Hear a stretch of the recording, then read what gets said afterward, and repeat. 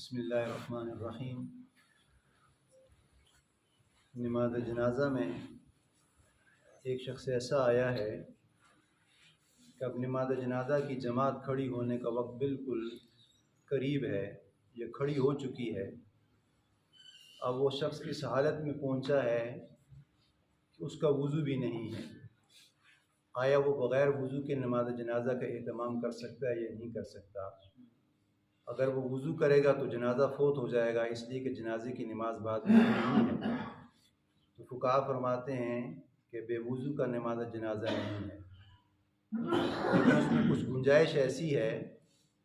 کہ فقہا فرماتے ہیں کہ اب وہ بندہ تیمم کر لے، یعنی اگر وضو کرے گا تو وضو میں وقت لگے گا، استنجا کرنے پہ لگے گا، چار دام کرنے پہ لگے گا، تو اس کے لیے یہ گنجائش یہ ہے کہ وہ تیمم کر کے نماز جنازہ کا اہتمام کر سکتا ہے۔ لیکن آیا یہ تیمم پھر اس کی نماز کے لیے کافی ہوگا؟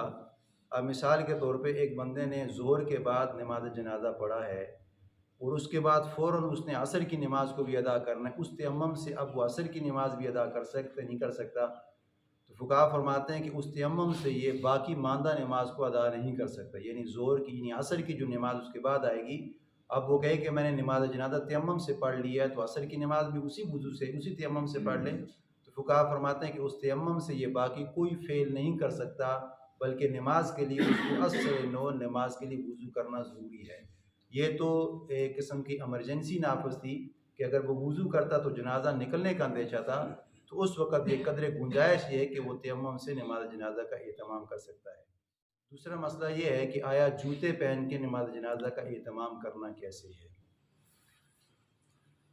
تو پہلے اس میں صورتحال یہ ہے کہ جوتا دونوں سائڈ سے پاک ہے، یعنی جوتے کا جو اوپر والا حصہ ہے وہ بھی پاک ہے، اور جو جوتے کا تلوا ہے جس کو سول کہتے ہیں وہ بھی پاک ہے، اور اس کو غالب یقین ہے کہ جوتا میرا پاک ہے، یعنی جس راستے سے میں گزر کے آیا ہوں کوئی نجاست وغیرہ نہیں لگی۔ تو فقہا فرماتے ہیں کہ اس حالت میں بلا کراہت نماز جنازہ ادا کرنا جائز ہے، جوتے پہن کے پڑھ سکتا ہے، اس کو غالب یقین ہے کہ جوتے کا اوپر والا حصہ بھی پاک ہے اور جو اس کا نیچے والا تلوا ہے سول ہے وہ بھی پاک ہے، تو بلا کراہت جوتے نہ نکالے اس طرح نماز پڑھ لے تو بلا کراہت یہ جائز ہے۔ تو فقہا فرماتے ہیں کہ اوپر والا چونکہ جو جوتے والا اوپر والا حصہ ہے وہ پاک ہے، نیچے والا ناپاک ہے، تو وہ جوتے سے پاؤں نکال کے اس جوتے کے اوپر وہی پاؤں رکھ سکتا ہے۔ یہ دوسرا مسئلہ ہے۔ اور تیسرا مسئلہ یہ ہے کہ اگر اس کو یہ یقین ہے کہ نیچے والا بھی حصہ ناپاک ہے، تو فقہا فرماتے ہیں کہ اس میں صحیح احتیاطاً یہی ہے کہ جس طرح اس نے اپنے پاؤں سے جوتا نکال لیا ہے تو جوتے کو ترک کر کے زمین پہ پاؤں رکھ لے، اس سے نماز جنازہ پڑھ لے، تو یہ صحیح مسئلہ اسی میں ہے کہ اس وقت یہ دونوں پاؤں جوتے سے نکال کے نماز پڑھ لے۔ اب اس کے ساتھ ایک مسئلہ اور بھی ہے کہ نماز جنازہ پڑھنے کے بعد دعا کرنا کیسے، یعنی نماز جنازہ مکمل ہو چکی ہے، دائیں بائیں سلام پھیر لیا ہے، اب امام اگر اس کے بعد نماز جنازہ کے بعد دعا کرتا ہے، آیا وہ دعا مانگنا جائز ہے یا نہیں ہے؟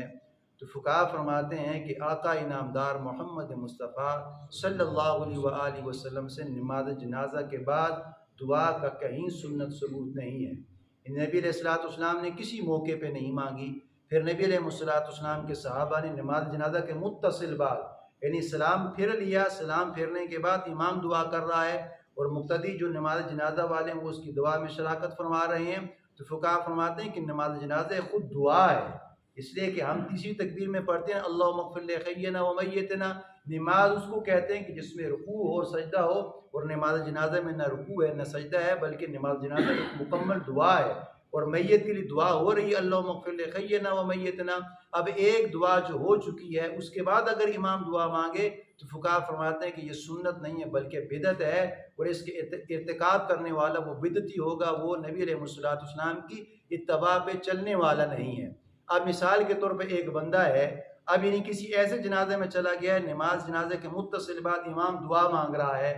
اگر اس کے بعد مقتدی جس کو مسئلہ معلوم ہے اگر وہ بھی مانگ رہا ہے تو فقہا فرماتے ہیں کہ اس نے زیادتی کر لی ہے، اس لیے کہ وہ سنت کا تارک بن چکا ہے، وہ بدعات کے ارتکاب کرنے والا ہے۔ اب اس میں انسان ڈبل مائنڈ ہوتا ہے، شرما کا شرمی کے باقی 10 بندے دعا مانگ رہے ہیں اور میں اسی طرح کروں، مجھے تو مسئلہ پتہ چل چکا ہے کہ یہ سنت نہیں ہے، لیکن میں دیکھا دیکھی یا لوگ کہیں گے، معاشرہ کیا کہے گا کہ یہ 10 بندے مانگ رہے ہیں اور ایک بندے نے ہاتھ چھوڑے ہوئے ہیں، یہ کیا پتہ ہمارے میت کے ساتھ مطلب ہے اس غم میں ہمارے ساتھ برابر کا شریک نہیں ہے، تو فقہا فرماتے ہیں کہ وہاں چھوڑنا ہی بہتر ہے، اس لیے کہ مسئلہ جس کو معلوم ہے تو وہ بعد میں اس کی گائیڈنس کر سکتا ہے کہ بھائی یہ سننا، اگر کوئی پوچھ لے تو اس کو بتا سکتا ہے کہ یہ نبی علیہ السلام سے منقول عمل ثابت نہیں ہے، جو منقول عمل ثابت نہیں ہے اگر وہ کر گزرے گا تو فقہا فرماتے ہیں کہ یہ بھی اس کے ساتھ شامل ہوگا۔ من وقر صاحب بدعت فقد عان علی عدم الاسلام، جس نے صاحب بدعت کی تعظیم کی اس نے اسلام کے